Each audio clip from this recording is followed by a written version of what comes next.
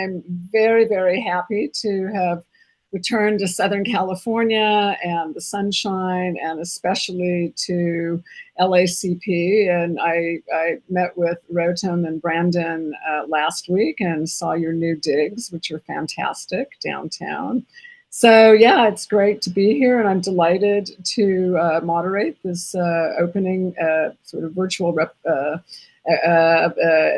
opening of the exhibition. So I'd like to begin by welcoming the audience, and we're going to present the slideshow of our winners and our honorable mentions. Clay, take it away.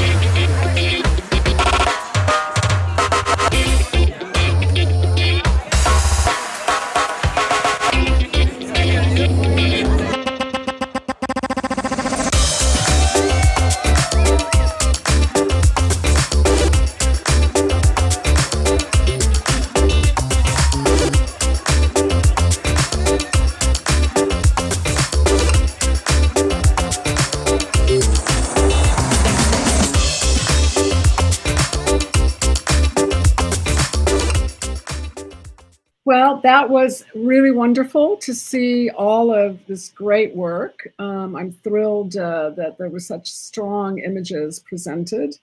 Now I'd like to present and introduce our Kelly Fogel has a video. Unfortunately, she couldn't be with us today. So I'm going to read her bio, and then we're going to see some of her images. Clay, if you want to cue up her video. Kelly Fogel is a Los Angeles-based documentary photographer whose long-term projects explore identity, resilience, and social justice across a wide range of communities and causes. With over 2 decades of photographing protests and social movements, her work documents both global struggles and personal transformations. Kelly's work is currently being exhibited in various locations, both locally and internationally, and is also used by nonprofit organizations to amplify their missions. In addition to her documentary practice, she is a dedicated mentor, supporting emerging photographers and using visual storytelling as a tool for impact. Hello, everyone. This is Kelly Fogel, and I'm recording this from Montana, where I've been shooting for the past couple of weeks. I'm incredibly honored to have 2 images selected for the Expand and Contract virtual exhibition, as well as the in-person show at LACP. Thank you to everyone involved in organizing this exhibition and for including my work. The image that received second place can be seen here. It features performers posing in the living room of a 1970s-style suburban home off the Las Vegas Strip. For the past several years, I've had the privilege of studying lighting with the remarkable Joe McNally.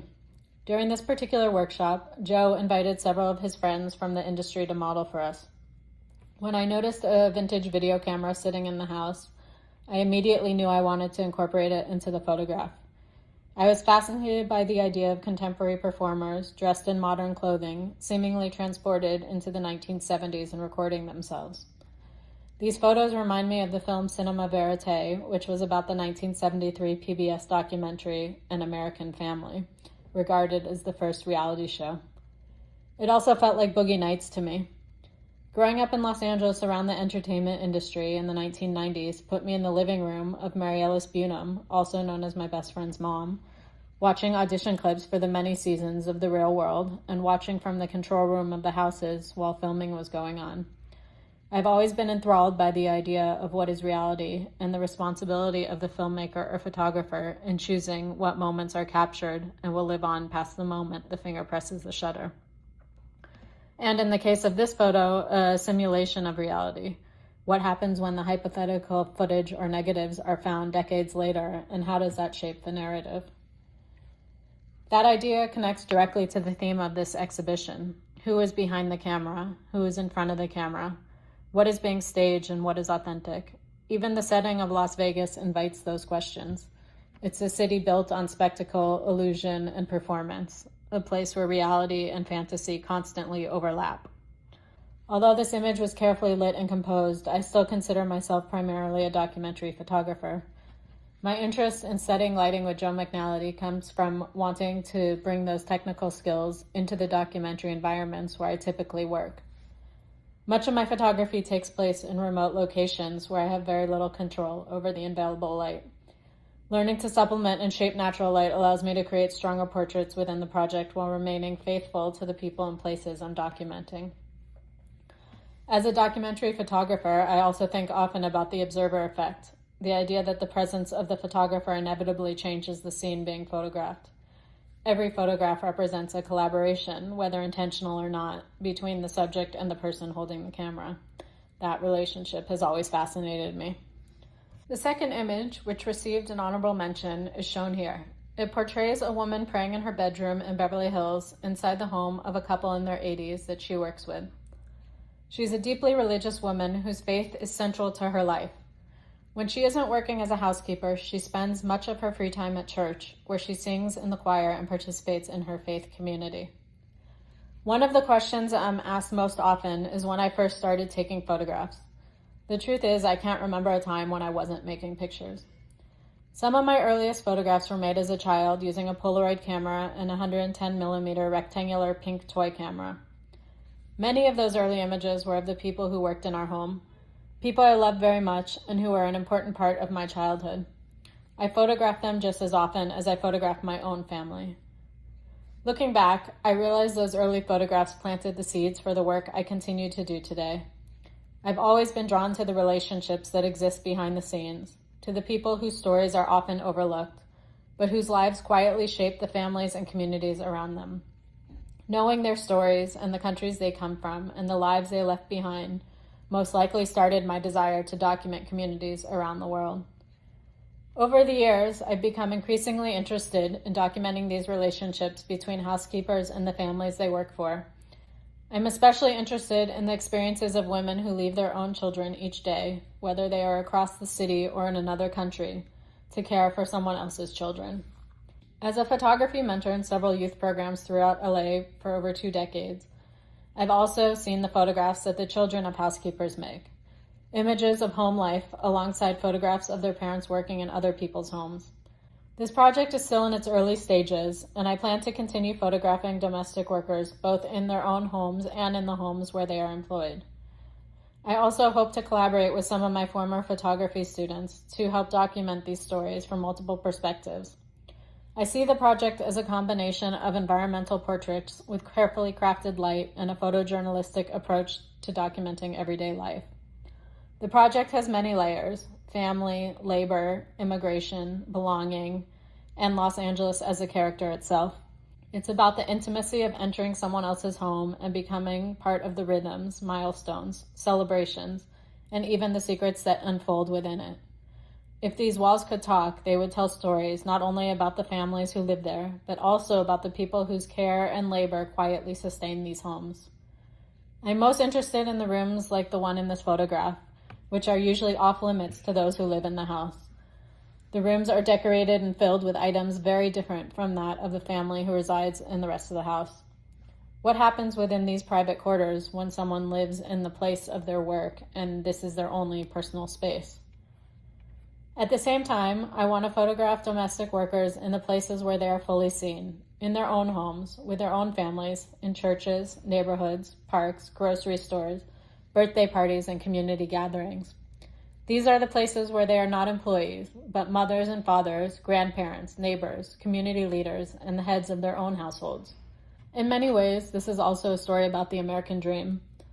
Through years, often generations, of hard work and sacrifice, many domestic workers have created opportunities for their children and grandchildren to pursue higher education, professional careers, and lives that move through the same communities, not as caregivers, but as peers to the children that their parents once helped raise.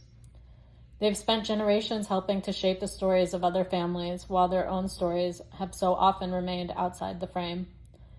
This project is an attempt to bring those lives into the picture, to make visible not only the work they do, but who they are, the families they have raised, the communities they have built, and the extraordinary legacy they leave behind.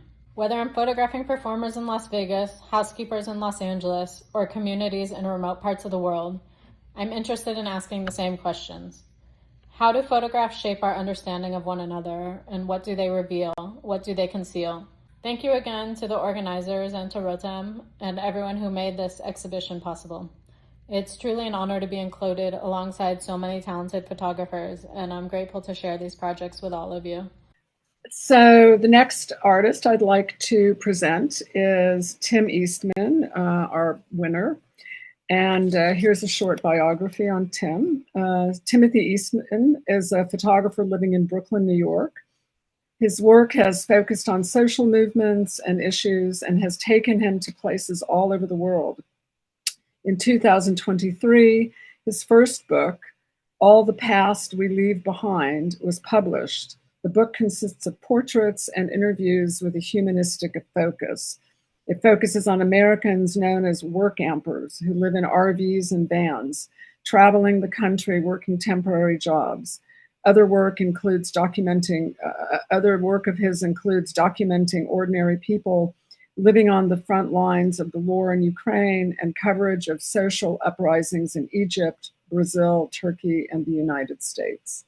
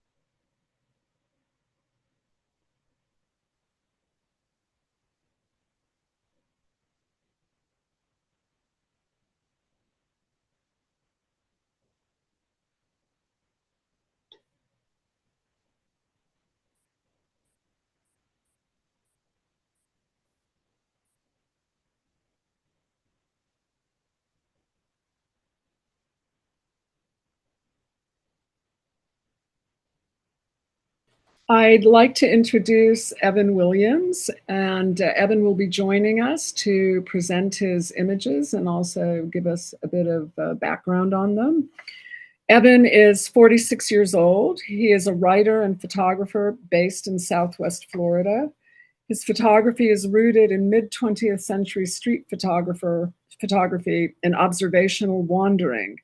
He has worked as a journalist since 2007, mainly covering life in South Florida, and at various times as an event photographer, newspaper delivery driver, server, and other jobs in Kansas, Missouri, Florida, Wisconsin, and Los Angeles. He has an English degree from Florida Gulf Coast University and completed the professional certificate program at the Los Angeles Center of Photography in 2023. And I'm happy to add that Evan was one of my students in a long-term documentary photography class a couple years ago. So Evan, take it from here.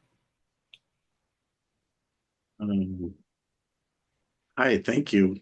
Yeah, I think one of the pictures I submitted was actually from one of the classes that I took with you.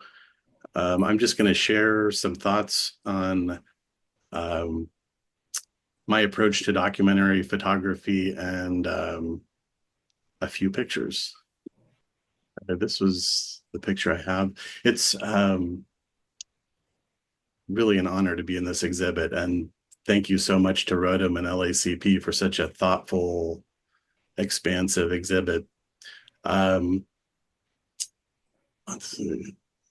I live near the southwest coast of Florida, just below the Caloosahatchee River. The river is fed by a shallow but vast inland lake, the headwaters of the Everglades. My picture in this exhibit describes the faded interior of a bank in Belle Glade, one of the small Florida towns on the southern edge of the lake. Like most of my photography, it was initially inspired by mid-20th century street photographers and their decidedly non-newsworthy themes, scenes of artists, diners, strangers, roadside landscapes, interiors and exteriors, color and black and white, public and private life, candid and posed, cropped and uncropped, moments both decisive and indecisive, all mostly found through observational wandering, are now on display through the eyes of 21st century post-American Empire photographers. Things have and have not changed so much. It is also part of a tradition of documentary photographers who focused on personal experience more than social causes. A shift between these outlooks occurred after the Farm Security Administration's photographs of the 50s made in service of the impoverished, most famously Dorothea Lange's masterpiece, Migrant Mother. In the 1960s, some photographers turned away from that approach towards creating documentary style images about personal experience. I would say an artist's mission as much as a documentarian's. The most prominent mid-20th century curator, John Sarkowski's exhibit at the Museum of Modern Art in New York City in the late winter of 1967, New Documents, featured a group of three youngish, now famous photographers who marked the change. Sarkowski wrote about this exhibit. Most of those who were called documentary photographers a generation ago, when the label was new, made their pictures in the service of a social cause. It was their aim to show what was right or wrong with the world and to persuade their fellows to take action and make it right. In the past decade, a new generation of photographers has directed the documentary approach toward more personal ends. Their aim has been not to reform life, but to know it. I am also of the mindset that photographs are silent or free of words. And as Sarkowski put it, the meanings of words and those of pictures are at best parallel, describing two lines of thought that do not meet, and verbal descriptions are finely gratuitous. I feel that photographs' ability to affect social change is very limited. Inland communities like Belglade or Barstow remain disconnected from communities along the coast, socially, politically, culturally, geographically, and financially. But looking through a camera lens, that's tuned out for me. It's just me meeting the world halfway. I'm not really concerned about making any improvements or changes. And that's part of the reason for the picture. It's a portrait of a place and point in time and of myself at a certain moment, for better and worse. And I will thank you. I'll turn it back to you. Okay, thank you, Evan. It was wonderful to re-meet your images after these years, and look forward to having you speak in our panel. The next photographer I'd like to introduce is Rohina Hoffman. She is an Indian-born American artist based in Los Angeles, whose work explores identity, home, belonging, and the female experience through photography. She earned her Bachelor of Science in Neuroscience and a medical degree from Brown University. After leaving medicine to devote herself full-time to her artistic practice, she published 3 books. Her publications are held in the collections of the Metropolitan Museum of Art, the Getty Research Institute, and the Library of Congress, and more than 40 museum, public, and university libraries worldwide. And her photographic work is in the collection of the High Museum of Art. Her work has been featured in publications including The Guardian, Marie Claire Italia, Lens Scratch, and Art New England, and she was named a Critical Mass Top 200 finalist in 2025. So Rohina, I'd like to pass the screen to you. She will be presenting her work and speaking about it as well. Thank you, Marissa, for the introduction, and thank you to LACP for this opportunity to share my project on empty nesters. So a few years ago, I found myself becoming an empty nester. Like many people, I'd heard the phrase my entire life, but I realized I didn't really know what that meant beside the stereotype. Experiencing it myself made me more curious about other parents navigating this transition. I began to photograph and interview parents throughout LA County whose children had either left home or whose families were somewhere in that transition. As I spent time with each family, the project evolved. I wasn't interested in just making portraits. I found myself equally drawn to spaces, bedrooms, kitchens, gardens, hallways, and everyday objects that held the traces of family life. Very quickly, it became clear that there wasn't one empty nest story. For the next few minutes, I'm going to share a few of the families that are in this project. First up is Amy and Eddie. Amy and Eddie had been empty nesters for about 2 years after raising 4 children. Walking through their home, I was immediately struck by how present their children still were. Eddie told me that he rotates through his children's bedrooms when he takes a nap, and for him, looking around each room brings back different memories. He's reminded of woodworking projects he did with the children or music they played together. He also photographs their plants and sends the children updates on that. And this is one of the bedrooms that he was napping in. It's very preserved. Amy described this stage of life as a mixed bag. She misses the liveliness of having 4 children in the house and the spontaneous conversations that filled it. She has found herself returning to interests that had been set aside while raising a family, including writing. Here she is in her daughter's room. She's also a therapist, so she'll hold her sessions sometimes in this room while she babysits her daughter's fish. And this is by their front door. Tony's experience differed from some of the families I photographed. One thing that emerged during this project was that today's empty nest often doesn't follow the path we imagine. Adult children may leave home, they return, and sometimes they leave again, shaped in part by housing costs and economic realities. Tony is divorced, and for the past several years, both of his adult children have been living at home. He used to work the night shift for many years while raising his children, and looking back, he said, quote, "Everything is a blur. I never had the cookie cutter kind of life. I try to provide support for them in everything they do. I love making French toast for them. But sometimes I don't want anybody in the house, and they are here. I can't be by myself. It's supposed to be my space. It's supposed to be my time now. This is him in his dining room, and he's literally surrounded by personal belongings of his daughter and his son. And even the furniture is his daughter's. When she moved back home, her furniture came with her.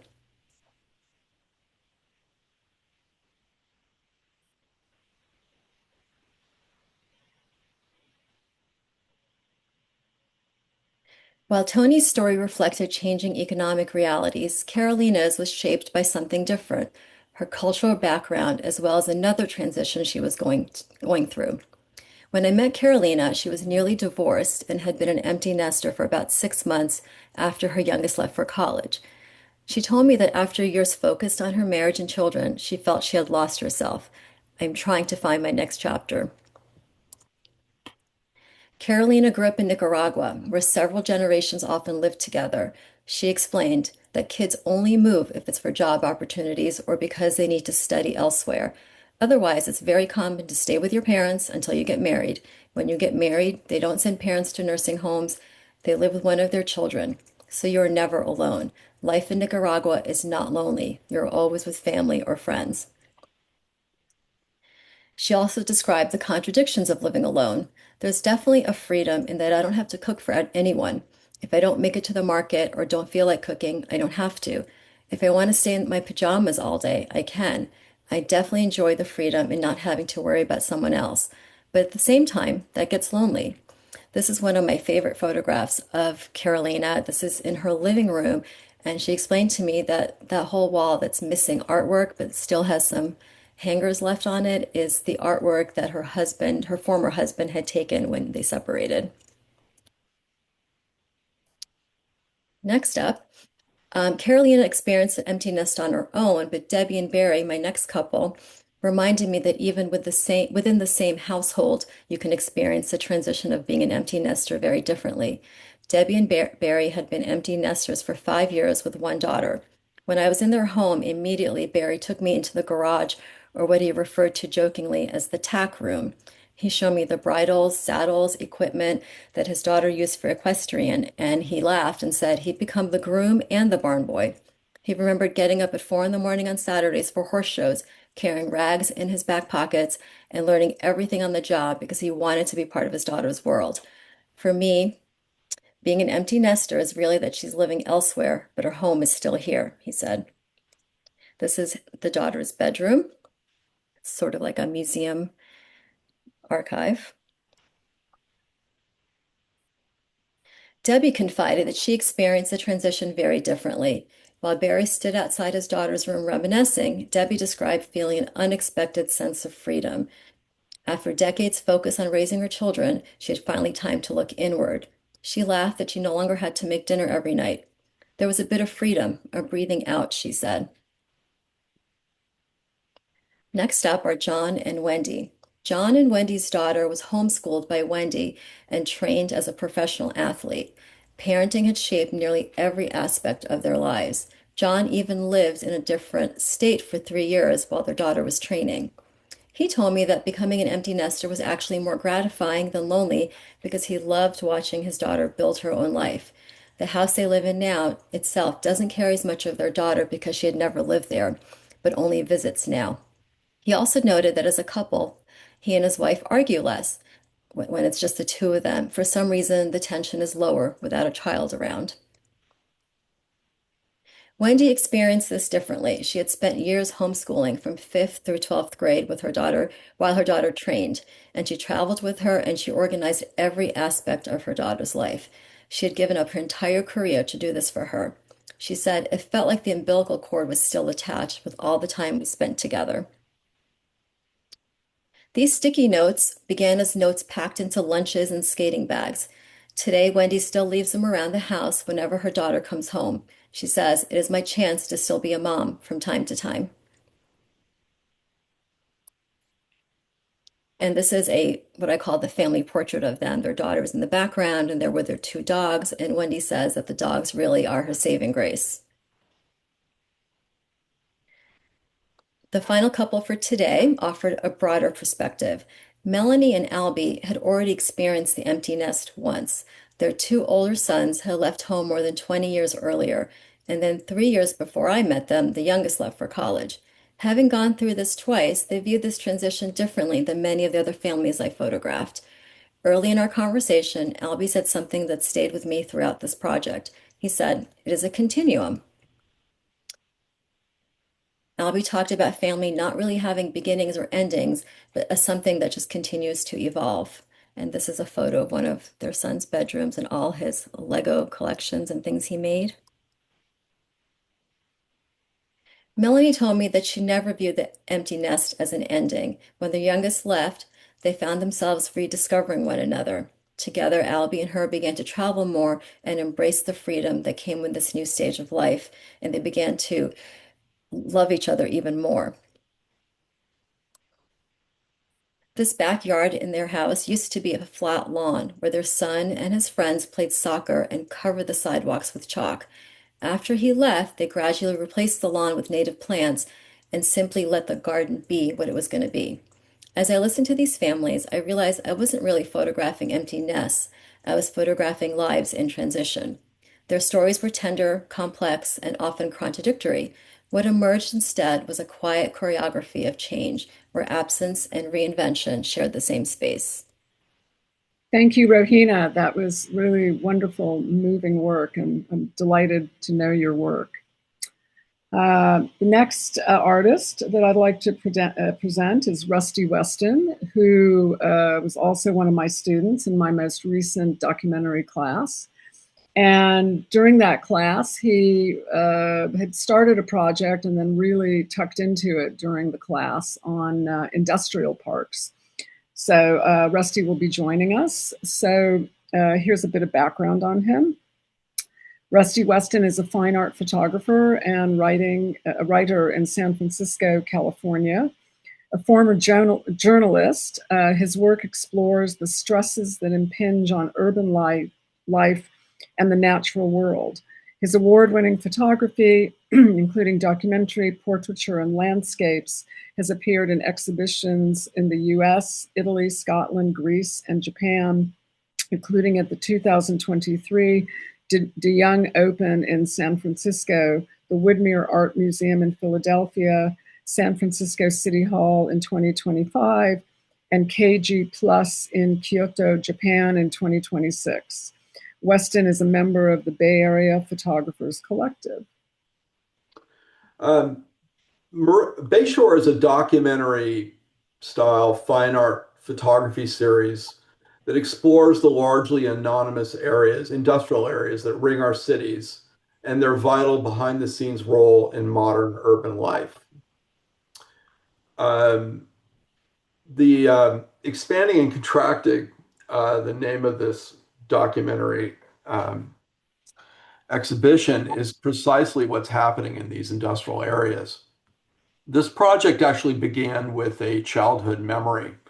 My family moved from Los Angeles to California's Central Valley when I was 5.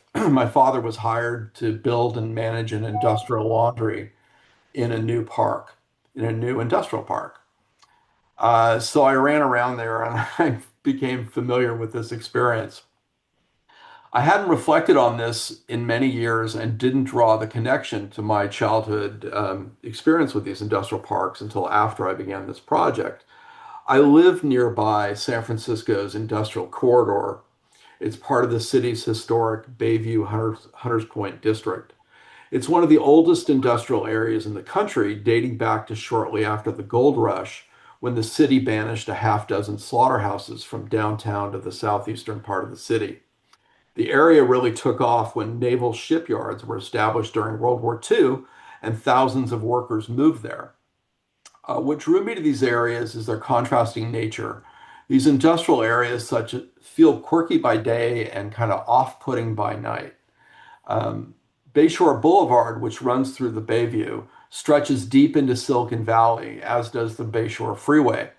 Venturing into these areas, especially at night, you can feel a sense of dislocation, alienation, and urban anxiety, a recurring theme in my work.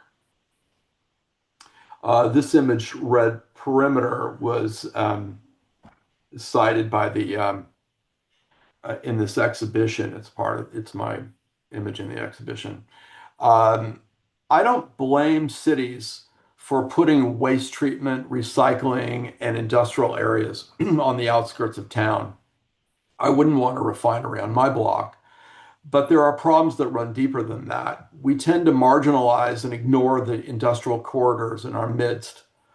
And in turn, we don't pay much attention to what happens there. This particularly impacts fence line communities that often bear the brunt of air or soil contamination and toxicity, a serious and lingering issue dating back to World War II in the Hunters Point area. The Bayshore project encompasses many types of industrial areas in the Bay Area, Tracy, and the greater Phoenix logistics corridor. I highlight the stark contrast between the old industrial areas and the new mega-sized ones. A spoiler alert, the older areas are much more colorful. As with any documentary project, you have to spend a lot of time there to capture unguarded moments. As you'd expect in an old area, there's some decay, but there's also lots of turnover. A coda to this particular image, the building no longer bears the top line brand.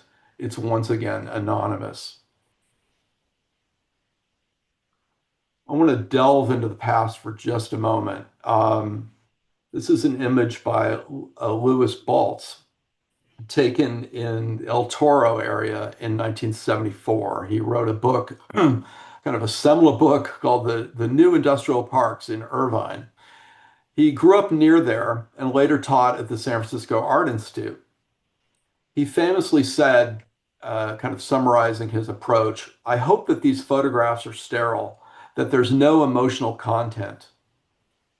His 1974 project, mostly set in an industrial park near his home, became foundational to what was then a very new school of urban landscape photography. He was one of 10 photographers included in the 1975 New Topographics exhibition at the George Eastman House in Rochester, New York. These photographers became known for taking a detached documentary view of human-altered landscapes. Their deadpan approach broke with the type of architectural landscape photography that tended to depict buildings as architects wished them to be seen. They took formal shots of tract homes, parking lots, and industrial structures that had long been considered too mundane to appear in a museum or gallery show. Today, we describe their work as subtle, ironic, formal, and occasionally droll. The style they fostered wasn't an instant success, but it's become the dominant school of urban landscape photography. In this image, Building 15 with birds, I kind of echo that deadpan approach. And, you know, sometimes the straight-on approach is best. While this is an absolutely drab building, the image wouldn't have spoken as loudly to me if it lacked birds or if it was in black and white. I seek to emphasize the here and now in this project. These industrial spaces may not always show people, but I think they should demonstrate signs of life or habitation in human-altered landscapes. In this building, Tracy is an area just outside of the Bay Area. It's a little bit into the Central Valley. It's a logistics corridor, and it's vastly different from what's happening in places that ring the San Francisco Bay Area. This is an enormous building. It's under construction. It'll be 1.7 million square feet, according to the signage. I don't know who's going to lease it. But I do know that the interior of it houses 30 football fields. And recently I was in Tracy because another one that was 1 million square feet that belonging to a company called Medline burned down. and it burned down within 20 minutes and released a lot of toxic air. I understand the same thing happened in the Los Angeles area. It was all over the national news. These buildings have become a significant part of our logistics-driven economy. I ventured into the greater Phoenix area earlier this year to get a completely different take on, and really a contrasting take to what's happening in another area. I just wanted to see if the Bay Area was unique. And I found something really different. There's a lot of scale in the Phoenix area. And of course, it's desert country, and frankly, there's beauty at night. And so while the new topographics photographers chose daylight, which they felt was more objective, I feel darkness, and they consider darkness to be subjective. I think they missed out. Darkness is often more revealing than high noon on a sunny day. It's not just that today's cameras can see like cats in the dark. We live in a very different, if not post-industrial world, and our on-demand economy requires around-the-clock supply lines that rely more on scale than proximity to urban dwellers. Interestingly, in this photo, you'll see the lights are on in one of these cabs on the far left. This is a 24-hour operation. It looks like it might otherwise be asleep, but it isn't. I just wanted to touch on another aspect, really one of the saddest aspects of the whole thing is that at least in the Bay Area and in other industrial areas, the homeless or the unhoused have been moved to these areas, moved out of neighborhoods.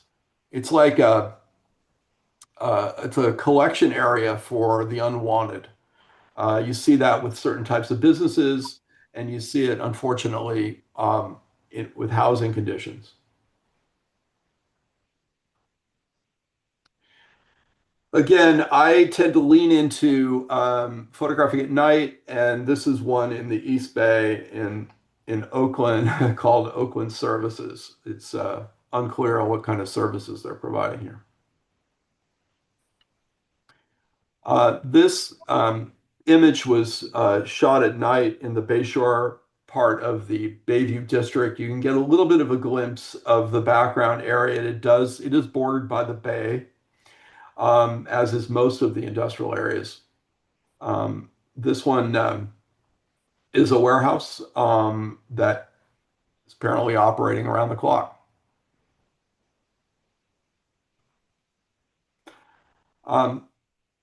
The photographic story that still needs to be told concerns the meaning implicit in these anonymous, highly surveilled, and glaringly lit industrial park facades. There's a strange beauty and droll humor to these areas, but also considerably more pathos in areas such as San Francisco's Bayview district, which are no longer competitive in the modern logistics economy. I want to thank Robyn and Marissa and LACP for your ongoing interest in documentary photography. Thanks, Marissa.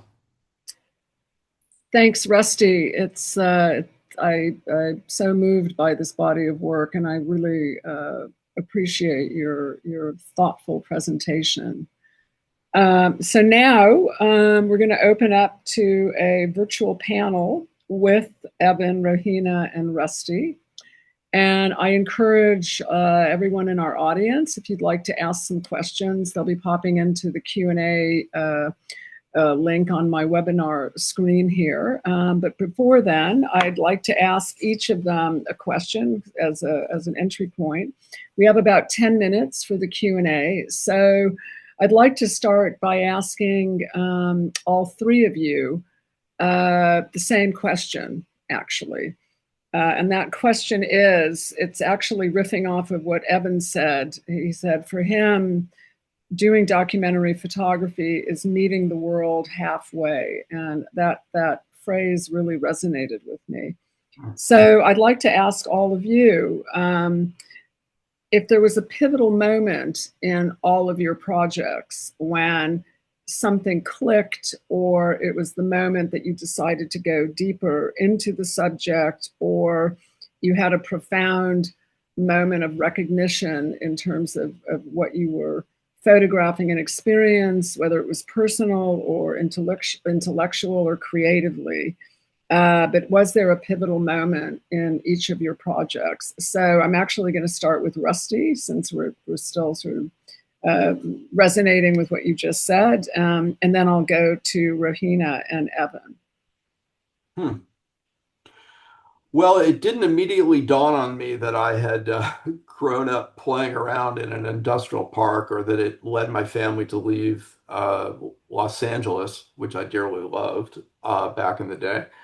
And it really took a while for it to dawn on me that I was exploring this area, and it brought back memories of childhood memories.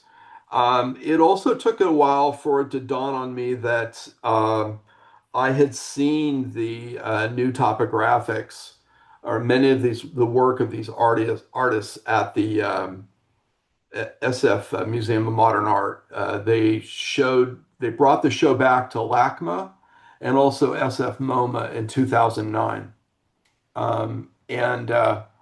So it really was not actually just one moment, but I would say the one moment that sticks with me was I was running an errand at a like a Lowe's or like a Home Depot type of store on the Bayshore, and I realized how quirky a lot of the shops were and a lot of the buildings around it. And I thought, gosh, it's so different at night. It feels really foreboding at night, but during the day, it's just quirky. And I thought there might be something to that, about why this area is so different by day and by night. And so just a quick follow-up. So was that the first time then that you decided to take out your cameras and drive around at night? Well, I had passed through there at night on my way to another really cool area in San Francisco called Dogpatch. So I would say that I had driven through there before, but I didn't really stop in any detail to really explore it until I realized how weird it was by day. And then when you drive and you really look at the details at night, it's pretty strange by night too. So that appeals to me. Thank you. Well, the red perimeter image is so striking and beautiful and beguiling at the same time. Rohina, how about you? Was there a moment as you were working on this project that it went to a deeper place or a more personal place? It's often said that every photograph that a photographer makes is a self-portrait. And you touched on that in your presentation. So I was wondering if you could expand on that a bit, and also if there was a specific sort of turning point that led you deeper into this work. I think to best answer your question, there wasn't a single pivotal moment. It was honestly cumulative, and I didn't expect getting these interviews from these families to then sort of be incorporated into my thinking and then my own changes of what was going on in my own home. And so that was kind of interesting. It was almost like a prelude to what was going to happen. When I started the project, I was a true empty nester. All three of my kids were in college. And then literally a year later, this year, two are home. I don't know when they're leaving, and one is temporarily home. So it kind of got flipped on his head, and I didn't see that coming. But then when I think about this project, and especially preparing for today, having to kind of review the interviews, I was like, everybody offered me a little piece of just like a little gem in there that I was going to experience and had not yet. I thought I sort of knew what my empty nest experience was going to be. So that was, interesting for my own growth. And in terms of the project itself, I think the pivotal moment about that was more about how I took pictures. I consider myself more of a portrait photographer. In my documentary work, it's still more about portraits. And early on, maybe after doing two families, I realized I needed the homes. The walls told the stories even better than the people. So I wanted to include people, obviously, so that there'd be a connection to someone, but they didn't always have to even have people in it. It was enough of a story going around in the whole house. And I became interested. Like I would honestly, I'd go into the kitchen and ask them to open pantries. And there'd be a drawer that was labeled their kid's name, and it was like, a couple of pieces of chocolate left in it. I mean, it was fascinating what was around, if you asked to look for it. So a question, did you take a quote unquote self-portrait of your own home when your children were out and you were sort of technically an empty nester? And now conversely, will you do another self-portrait with them back in the home, because presumably they will leave again. So have you turned have you turned the camera, as a wider angle documentary self-portrait? Yeah. So to answer that question, I did not photograph myself and my husband at all for this project. Initially, I was going to at some point, and I had this idea that it would be me and him and our dog. Our dog, I dote on our dog. Like he has become the recipient of all the affection and care that I want to give to my children. Um, and I had this whole idea. I still have, this ideas of setups and things I want to do. And then my life quickly changed. It changed faster than I could predict. And I just haven't settled into what I want to make a portrait of. And I sort of consider the project, and like your opening sentence, it's kind of self-portraiture. I'm sort of in it. It's my life that's happening, even though you're not actually physically seeing, an image of me. So now I'm sort of come full circle and I'm like, I don't know if it's that important that I need to see me in it, because that kind of timestamps it. And I feel like my empty nest is definitely still evolving. It's not so empty anymore. No. Well, thank you, Rohina, for sharing that.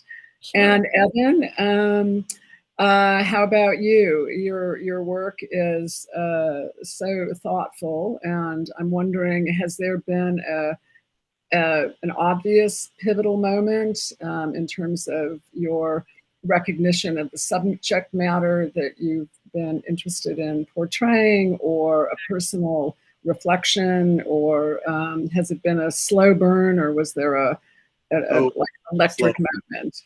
Definitely a slow burn.